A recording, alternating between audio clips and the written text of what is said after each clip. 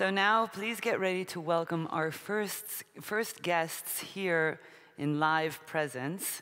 Professor Sergio Paoletti, who is President of the International Council of Human Duties and President of the Area Science Park in Trieste. Professor Paoletti served as Secretary General of the International Council under the presidency of Rita Levi-Montalcini. Stephen Taylor instead is Director of Innovation and Complex System Divisions, Area Science Park, with 30 years experience driving innovation in private and public sectors. And please give a very warm round of applause to Rita Levi-Montalcini's niece, Piera Levi.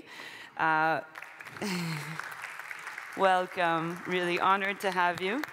The International Council is being relaunched at a very meaningful time, and it was written and issued in 1993, and it's time to give it the emphasis that we need.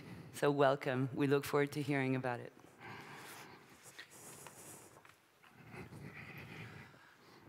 Good morning, ladies and gentlemen. I would like to start just viewing the original video reporting the ceremony on which Rita Levi-Montalcini in May '91 was awarded the title of Doctorate Honoris Causa in Medicine by University of Trieste.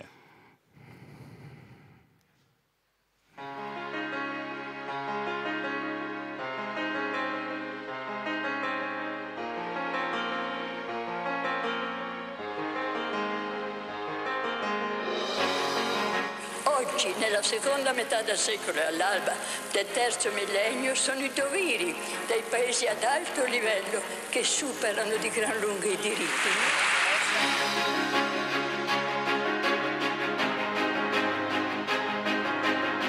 Io credo che soltanto se noi riusciremo a promulgare, a diffondere l'importanza dei doveri umani, ci sarà un futuro per l'umanità.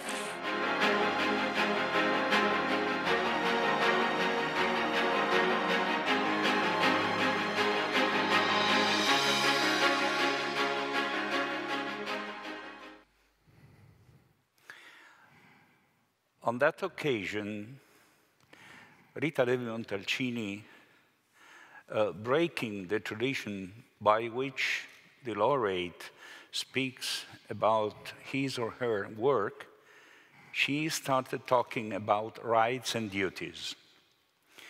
And I think the best is for me to read her original words to explain what was her intention and meaning in doing so. She says that neither the Magna Carta of Rights of 1948, nor the Declaration of Independence of the United States 1776, nor the Declaration of Human Rights of the French Revolution of 1789 referred to duties that were considered as implicit, like the duties the state took towards its citizens by recognizing the accorded rights. Another reason for duties omission is that until the mid of the present century, there were no reasons to worry, not only for the survival of mankind, but also for that of all the living beings coexisting on the globe. On the occasion of the award of this prestigious honorary degree at the University of Trieste, I suggest something inspired to me by several publications and by some speeches with the neurobiologist Richard Sperry, a Nobel laureate like Rita, to issue a Magna Carta of Human Duties based on the sacredness of life. This Carta of Human Duties is absolutely not to be opposed to the Carta of Human Rights. It simply aims at facing most urgently the dangers threatening the globe, the biosphere, and all living species. We shall require a substantially new manner of thinking if mankind is to survive, Albert Einstein said. In another occasion, he better explained this concept. We appeal as human beings to human beings. Remember your humanity and forget the rest. Preparing this new manifesto, we require the cooperation of philosophers, sociologists, theologians, humanists, and scientists, all united by the common goal of opposing the chaos provoked by the breaking of what Monod called the alliance between man and the universe. Much like it happened in drafting other declarations and bills of rights, which represented in critical periods of the history of mankind the foundations for an understanding well beyond geographical and psychological barriers. This appeal was taken by 16 Nobel laureates, which over the years, for about 3 years, they started working in Trieste, and at the end of 1993, together with the contributions of 80 distinguished academicians from all over the world, they issued a declaration based in 12 points, which is called the Trieste Declaration of Human Duties. Again, I prefer to go directly to what they said in the introduction. Crucial problems concerning humankind at the dawn of the 21st century urge the adoption of a different way of thinking and a different value system. The change must be as revolutionary as that which emerged after the Middle Ages. The new way of thinking must be centered on humans as an integral part of our planet, whose actions affect all living things. It is our plan to present and discuss these ideas through conferences, workshops, and lectures, and in particular to support women's networks and other organizations active in the spirit of this declaration. Furthermore, we will seek the participation of the younger generations, which represent our greatest hope for improving the quality of life on Earth. So this then goes into the details of the points, and I kindly ask Dr. Stephen Taylor to read them in detail. Thank you, Sergio. Good morning, everybody. Whereas the Declaration of Human Rights represents one of the great advances of the 21st century, it fails to address human duties and responsibilities as necessary counterparts to these rights. Recognition of and respect for human rights demand the acceptance of specific duties in order to assure an adequate quality of life for all people and the persistence of a sustainable environment for future generations. We, founding members of the International Council of Human Duties, consider a binding responsibility for ourselves, not only as human beings, but especially as scientists and educators, to carefully and explicitly carry out these duties to the best of our ability, even if their enactment may run counter to established policies generated by traditional sources of power and influence. We herewith invite all people concerned with these issues to join us in our efforts as expressed in the following 12 points. It is the duty of every human being to respect human dignity, as well as ethnic, cultural, and religious diversity, to work against racial injustice and all discrimination of women and the abuse and exploitation of children,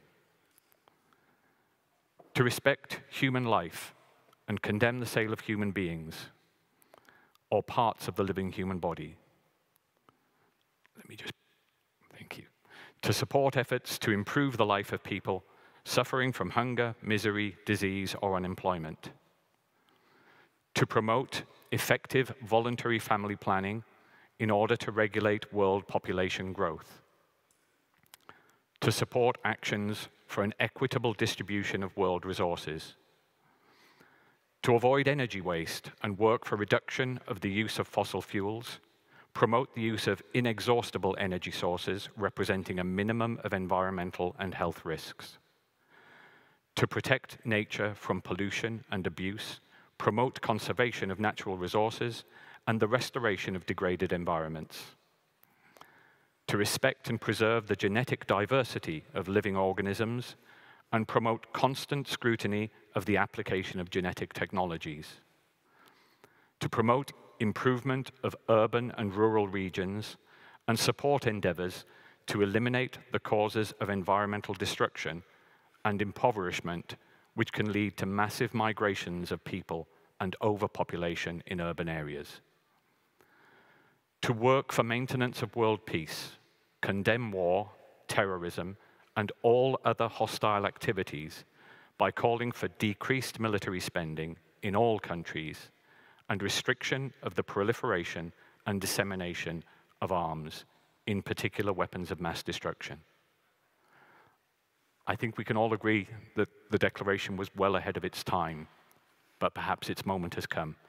So we call upon all you here present and all of those joining us online with us to work towards making this declaration a reality, and not only every human being respecting these duties, but every government and every organization worldwide. Sergio, back to you.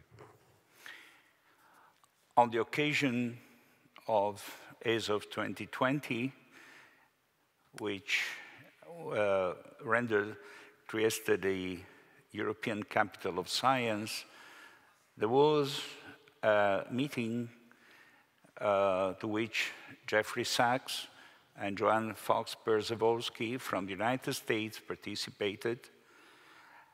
And this was the occasion for relaunching this declaration.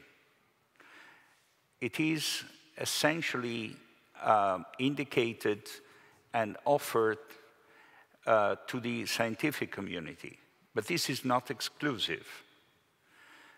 Scientists, they have to grow their social concern, and they do that. So the specific feature of this declaration is that it comes from the world of science. Physicists, chemists, biologists, medical doctors, economists, they all contributed to this. And this appeal now is ready for extension and calling for subscription and adoption by institutions. So here, as a president of one of the Italian National Research Agency, Area Science Park, which is the oldest and largest science park in Italy, I am proud to announce that the board of the agency decided to support the activity of these, the Regeneration 2030, and also to subscribe and participate to the pledge that this afternoon will be launched from this platform. So this also is paralleled by the institutional regards that the president of all the 20 Italian National Research Agency, Stefano Laporta asked me to convey to Regeneration 2030. So this is a very significant contribution in practice. The conference of the 20 presidents of the Italian research agencies issued in June a document on sustainability, which also was given to the attention of the Italian Prime Minister, and also which is now part to the National Restart and Regeneration Plan. So there is a full coincidence of goals from the community of Italian scientists and researchers with the goal of Regeneration 2030. And also, on behalf of the International Council of Human Duties, I can bring the support of this council to Regeneration 2030. Please welcome the chairman of Regeneration 2030, Andrea Illy. Good morning, Mrs. Piera, President, and Stephen as well. We are delighted and honored of your presence here today. And I want to report a comment made by Eric Ezechieli, who is one of our founders of the Regenerative Society Foundation. And his comment was, everybody speaks about rights, nobody speaks about duties. It's a very important comment for us. Nowadays, the society is liquid. And maybe, besides liquid, maybe also a little bit decadent. And maybe this liquidity is a consequence of too many rights and not enough duties. So this is why we commit to embrace, embody, and promote this declaration of human duties and work together for, in parallel, in our Regenerative 2030 program. Thank you very much. Thank you, Andrea. Thank you.